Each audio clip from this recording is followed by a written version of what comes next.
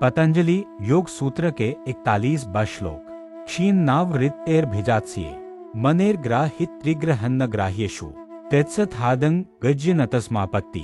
स्वामी विवेकानंद जी इसका अर्थ समझाते हैं कि जिस योगी की गुण इस प्रकार नियंत्रित हो जाती हैं, वह आत्मा, मन और बाह्य विषयों में क्रिस्टल के समान एकाग्रता और एकरूपता प्राप्त करता है।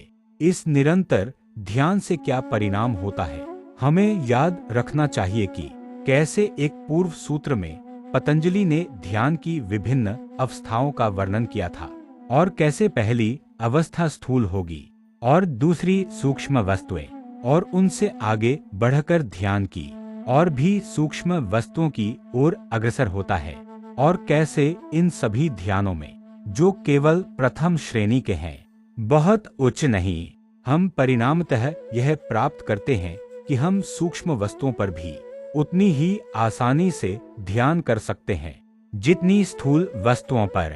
यहाँ योगी 3 वस्तुओं को देखता है जो आत्मा, विषय और मन के अनुरूप हैं।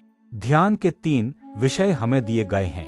पहला स्थूल वस्तुएं जैसे शरीर या भौतिक वस्तुएं, दूसरा सूक्ष्म वस्तुएं जैसे मन, चित्त, और तीसरा पुरुष, स्वयं पुरुष नहीं बल्कि अहंकार। अभ्यास से योगी इन सभी ध्यानों में स्थापित हो जाता है। जब भी वह ध्यान करता है, वह अन्य सभी विचारों को बाहर रख सकता है।